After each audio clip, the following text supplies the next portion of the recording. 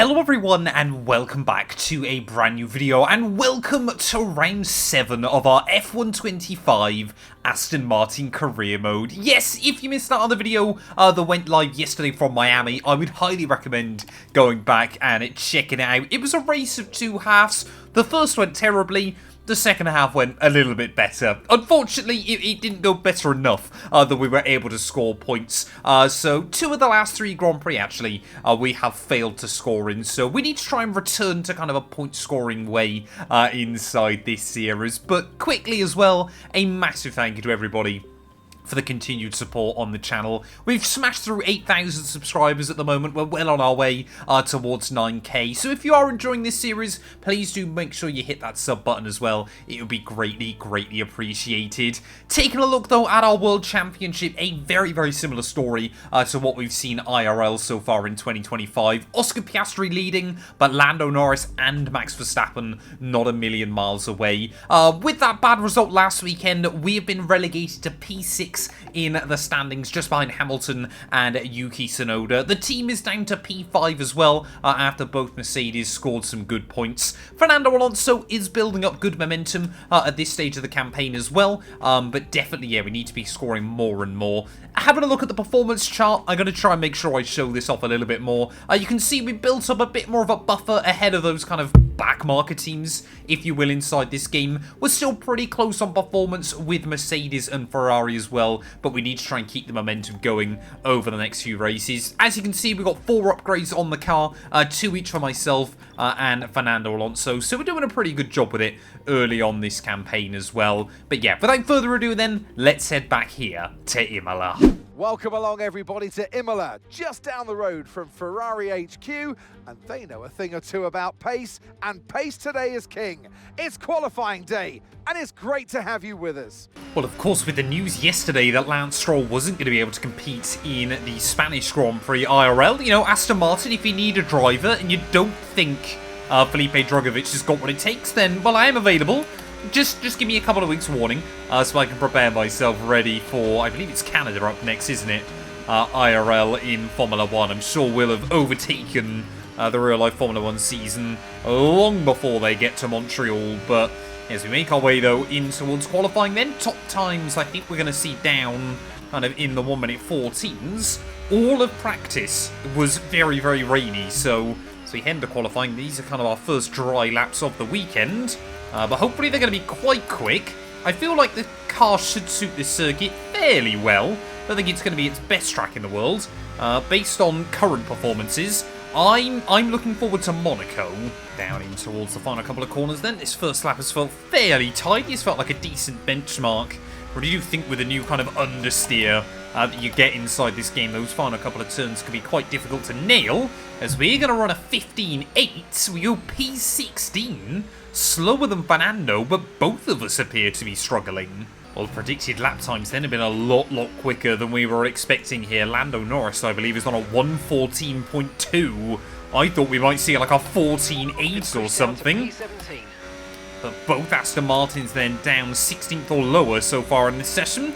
I did definitely leave a little bit of battery on the table. We could have used a bit more on that previous run.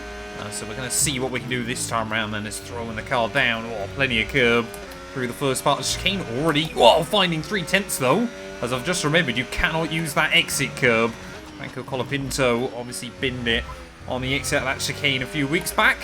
But yeah, we've got to try and obviously build on that 3/10 margin that we've already found. Not by that though.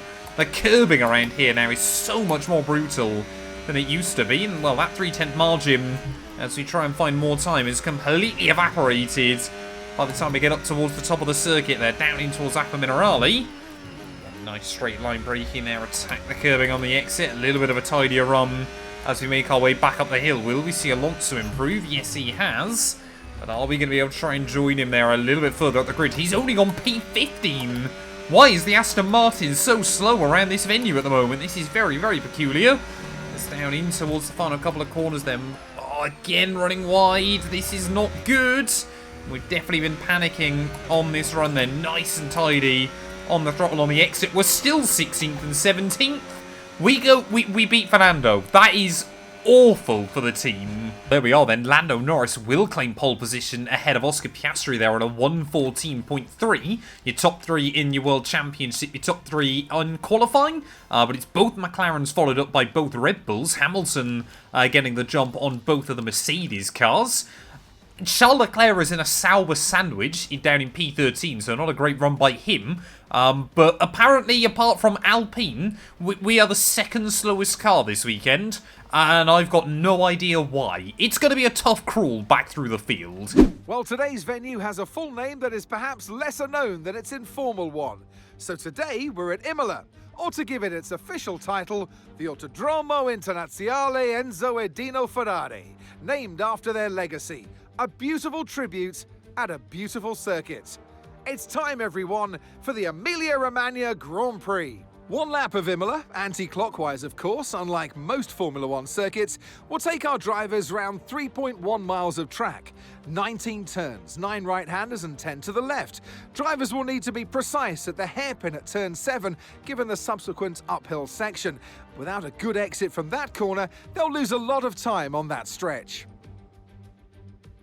Off the back of a fantastic qualifying session, it's time to see how our starting grid looks like for today's race. Lando Norris put in a fantastic lap yesterday, and he'll start from pole position. And Oscar Piastri completes the front row. Looking at the rest of today's grid, we have Verstappen, Tsunoda, and Sir Lewis Hamilton, and Antonelli, Russell, Sainz, Albon, and Esteban Ocon, Hadjar, Hulkenberg, Charles Leclerc and Bortoletto, Lawson, Mr. Monaco, Fernando Alonso and Jack Doohan. Gasly and Ollie Behrman rounds off the grid. With preparations almost complete, let's head down to the track. And alongside me in the commentary box today, a man who I always look up to, which is easier said than done. Okay, here we go. I know what you can do. Don't let me down. Well, after a very, very tough qualifying session yesterday, Fernando Alonso and I have had to go back to the drawing board ready for Grand Prix Sunday. 32 laps ahead of us. The sun is shining, though, here around the circuit, and well, I hope we can try and carve our way through. This Aston Martin's been pretty good so far this year. I know we haven't scored points a couple of times, but as a team we have scored in every single race weekend so far, and I don't want to let that streak come to an end in the first race back in Europe there. Already on the grid though, those 5 red lights are on. Oh, a mighty long hole, but it is going to be lights out, and away we go then. Liam Lawson doing a good job, trying to carve down the middle of a couple of people. Why didn't you warn me that before we got into the Grand Prix there, as Lawson thought there might be an avenue down the outside. Look at Fernando! Where's he come from? Round the outside of everybody through the first couple of corners. Then no idea how he managed that, but a great move by our double world champion teammate there, showing us how it's done. And you don't always want to aim for the inside line then, apparently, inside F1 25. Back down the inside of Gabriel Bortoletto, who, despite starting on the softer compounded tyre, has not been able to make any progress at the start of this race. We know how difficult it can be to overtake around this circuit. As wheel to wheel we go up through the top of the hill. And we were just about to give him a squeeze on the exit there. Luckily, Gabri deciding to back out of that one all nice and tidy. Oh, Liam Lawson! Oh, nowhere for us to go on the exit, but he gets a huge sliding moment there. He's going to try and go defensive in towards the next chicane. Can we go the long way around the outside? Yes, we can. And up then into P15 by the end of lap 1. So both Alonso and I have made a little bit of progress. But we've done it before on this game, and I'm sure we'll try and do it together again. But our teamwork so far has been pretty good. Already then, by the time we start lap 3, the first opportunity to get some DRS, and people are trying to use it. Nico Hulkenberg going side by side with Isaac Hadjar back in towards turn 1 as Alonso and I just having to sit and watch there. Come on, Fernando. We saw you go for a really feisty start to this race. We've got to try and keep up that momentum as Charles Leclerc, he was temporarily looking like he was holding us all up, but he seems to have got his act together. I mean, do we tell the team that Fernando needs to let us by? It seems very, very early to be going for it. But they did do that to me in Shanghai, so maybe I'll get petty. Can't help but feel that Isaac Hadjar's going to be even more of a sitting duck this time round. as we make the long run back in towards turn 1. Hulkenberg, Alonso and I all waiting in the wings. Here goes Nico again to the outside line. Will Fernando try and follow him through? This time around he's going to try and make the gap. It's all around the outside again for Fernando Alonso then. Can we try and switch? The Frenchman, we're going to be 3 wide off of the corner. This won't go well, surely. Side by side in towards the Gilles Villeneuve chicane. Alonso, he must have had no idea we were 3 wide there of that corner. The way he swooped in towards the apex. But Isaac Hadjar, oh, that gets the heart rate going. There we go, Isaac Hadjar, a huge run back down in towards someone. But we've now got to run, on Fernando there, who just tried to move slightly in towards the braking zone. I wasn't originally actually trying to go for a rod on our teammate, but I guess we'll make it happen then. And not a fan of that one. It's not normally like Fernando to play cheap tricks like that, but clearly, maybe just getting a little bit unsettled, the fact we're doing pretty well this year. Ooh, okay, that's a bit early. Alex Albon and Nico Hulkenberg then both peeling into the pit lane, so was Max Verstappen. So a lot of cars diving in earlier than I was expecting them to. I mean, our tyre wear, especially on that right rear, is getting quite high. Just because the temperature management here is not the easiest in the world. But, yeah, okay. So we're going to see a lot of cars attempting a 2-stop then. I'm definitely convinced on the 1-stop here, just because the pit lane around this circuit is so long. Okay, but, gap to the car oh, ahead. hello. Okay, we're not getting the gap to the car ahead either. But, yeah, I'm just happy to kind of deal with the pain. As long as we can get these to about the end of 14, I should feel fairly confident getting a set of hards to the end. Well, there we go. Carlos Sainz, Charles Leclerc both into the pit lane as well then. So going to be up to P7, I think. All of those cars in front are likely, sticking to a 1-stop strategy. So maybe this is kind of where the Aston Martin comes alive a little bit. If we're able to look after the tyres better than a lot of, our kind of rivals that are behind us in the championship, we might still be able to pick up some decent points today. I don't think, we might be able to close in on Antonelli a little bit more. But yeah, really now having to start being a bit more gentle. Feeling the car slide through the corners a lot more. Tyre wear warning lights just flashed up now, and that is not a good sign. Normally that is about the time when you want to peel into the pit lane then, and that right rear is still overheating at the moment, so it's really not what we need. I think we could try and dive in end of next lap and see if the hards will go to the end. But I'm just worried that we're going to have to deal with the same pain twice. Oh, we are also going a lot quicker than Antonelli, so I think he's having to manage. Care, our data's indicating high levels of tyre wear at this stage. Oh, Mark said that at exactly the wrong time. Back end there, completely set out on me down to Racco Minerali. And I mean, we are trying to be a tyre whisperer as best as we can, but it is not working. I must admit, yeah, these are feeling very second-hand. The gap to Antonelli now starting to creep back up the other way again.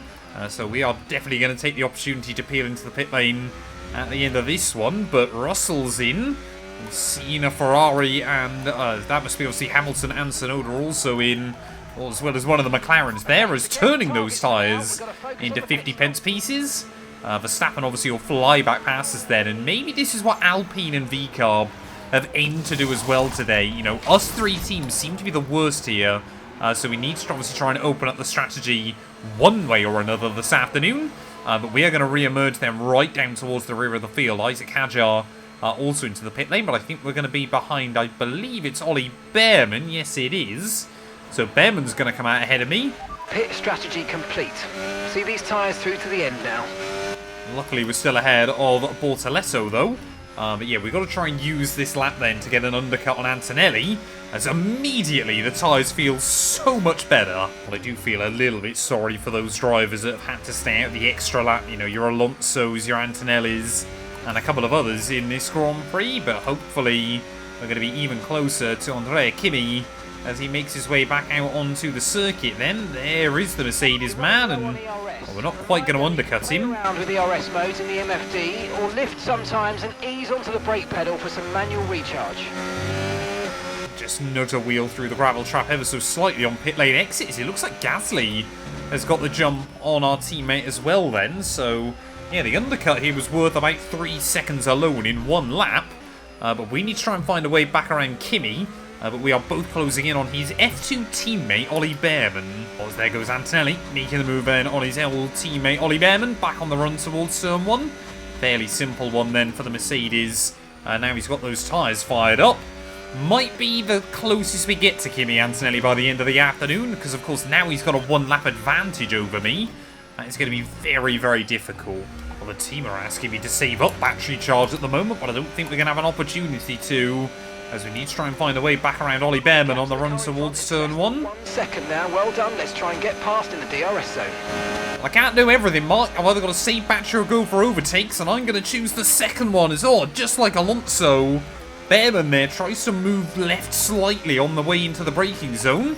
We will get through, but that could have easily been damaged. Oh no, engine warning lights on. That's not good. Hopefully that's not going to cause us any problems towards the end of the race. What is it? It's the ICE, so the internal combustion engine. Kind of the normal, what you would think of with an engine, seems to be getting quite worn out. Okay, gap to the car in front, 2.5 seconds. Antonelli, though, definitely just getting held up a little bit behind some other cars. It's kind of weird now. We're a lot quicker than a few people. This race, I'm loving it in F1 25, just how mixed up the strategies are.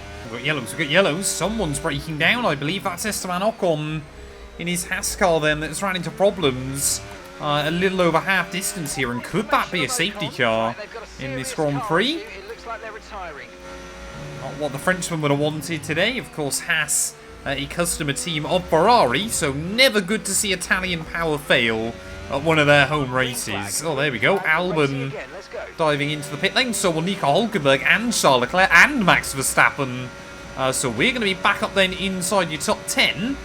Could we? There's not a chance we could hold up Verstappen, is there, towards the end of this race? Oh, there we go. Carlos Sainz then in the secondary Williams car. Dives into the pit lane as well, so I believe Fernando Alonso is going to be back inside your top 10 as well. We've got a 6-second gap back to Verstappen. He is definitely going to get us inside the final 10 laps here, but Alonso then up into P9. We have, up to this point, made the strategy work today, but now it is just about trying to hang on. Maybe we're quicker than Kimi Antonelli, but I'm not holding out hope.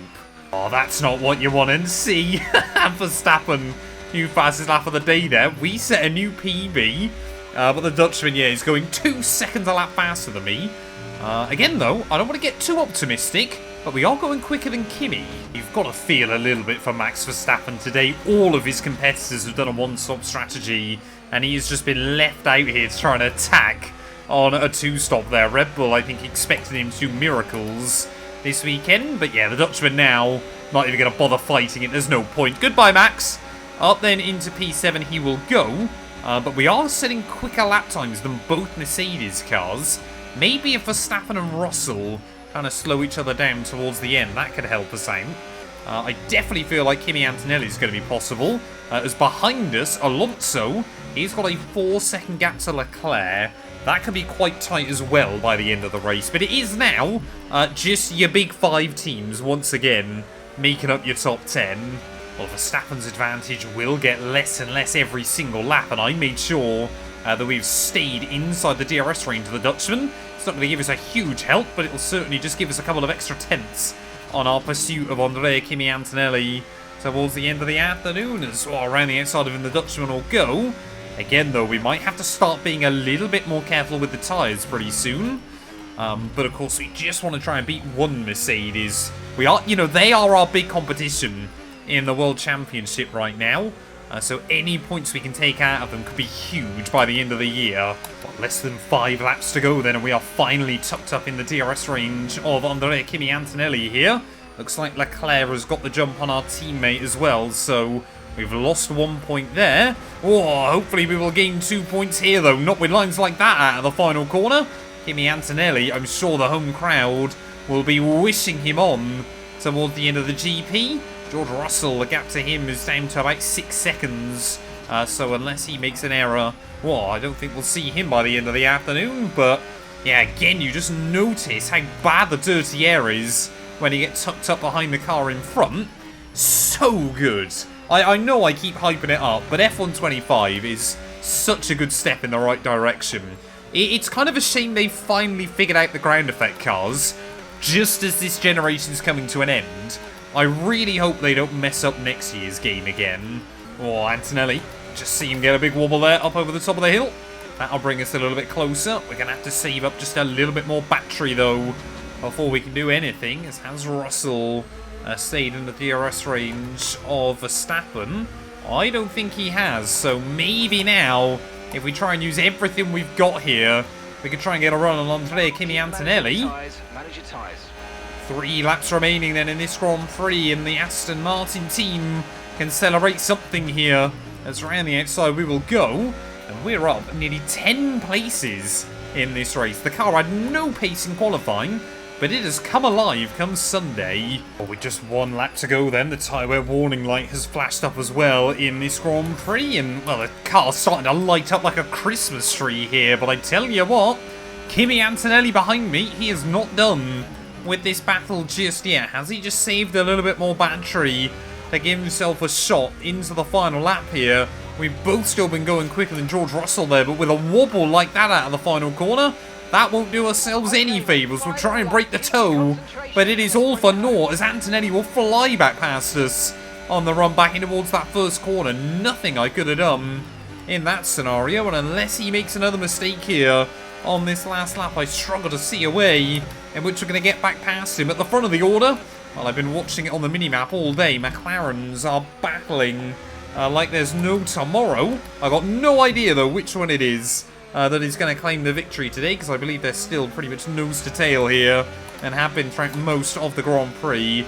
I think, I'm going to place a completely uneducated guess. I think it's going to be Lando Norris that is going to walk away with the dub this afternoon, but I could be completely wrong as they make their way in towards the final couple of corners. Then we're getting a little bit squirrely as we try and stay as close to Antonelli as we can through the final corner. Which McLaren is it going to be that is going to claim victory today? Are we going to be able to have a look for anything against Antonelli? It is going to be Lando Norris that will take the victory. We make another little trip through the gravel on the exit of the final sector, but through the final corners we're going to go from P16 on the grid. Honestly, I cannot complain with a P8 finish here. Very happy with those points. Okay, pick up rubber and bring it home. Here's the checkered flag. The fans rise to their feet. It's Lando Norris for victory. And it's always good, Crofty, to get that momentum on your side, and it's really good for your confidence as well. The more confident you are, the further that can take you.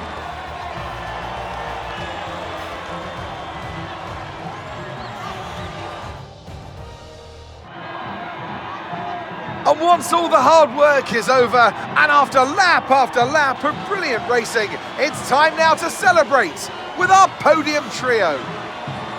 He holds the trophy aloft, and why shouldn't he? A richly deserved win today for Lando Norris.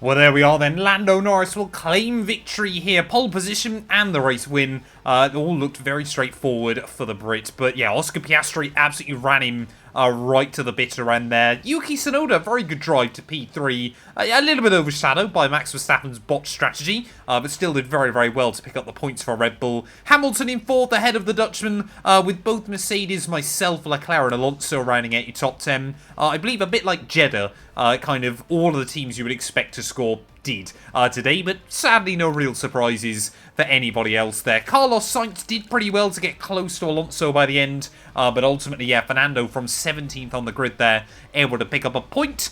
I think, again, that's kind of showcased just how good this Aston Martin is at looking after its tyres inside F1 25. Gasly ahead of Hadjar, Doohan ahead of Albon, Hulkenberg there very disappointing down in P16.